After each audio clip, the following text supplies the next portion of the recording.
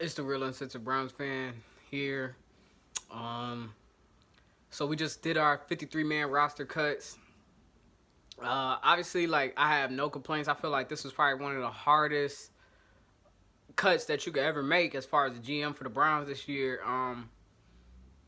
As far like I said, it surprises. I mean, not really, but really. I mean, Kadero Hodge being cut, that was kind of shocking.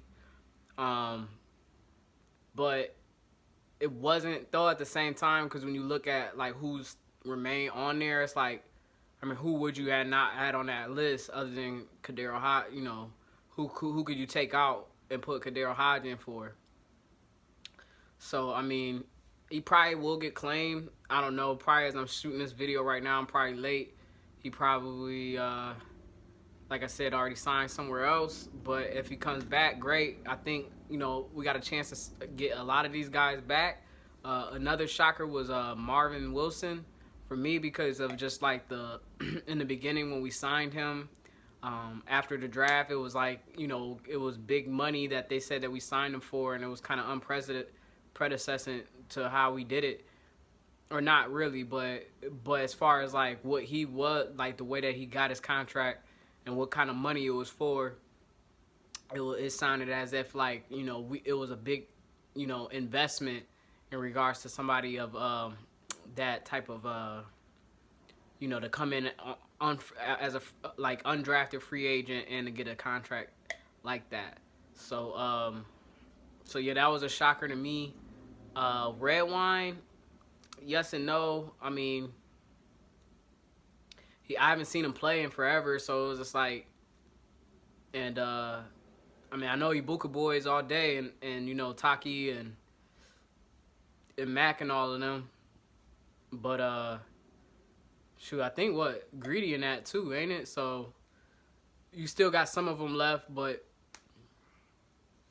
yeah, I mean, what can you do? What can you ask Andrew Berry to do other than what he did? And I mean, I like how he put it, is that this isn't like the final list. Like, this is gonna be, this is just what it is right now for what the deadline called for.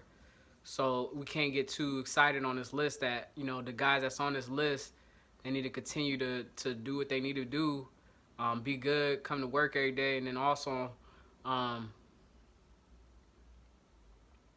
That those other guys, I mean, hopefully they get signed to the practice squad. So I mean, like I said, shocking, but not really shocking. It was like, who else was you gonna pick other than, I mean, who's the biggest thing that like, or I'm really shocked that they made it? Um,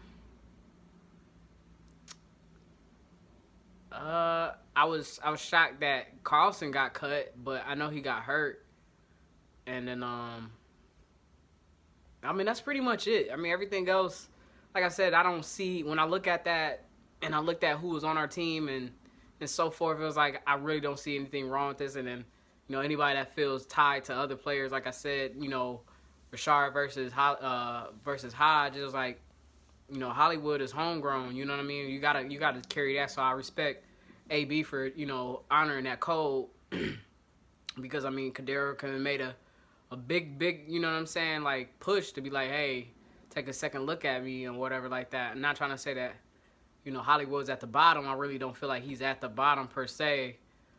I feel like really what his name Shorts is. I mean, he hasn't played much, and then when he did play, it just seems like he's just not there yet. So yeah, I don't think that Hollywood is on the bottom, but as far as like value wise, it's like, all right, we got this third round pick.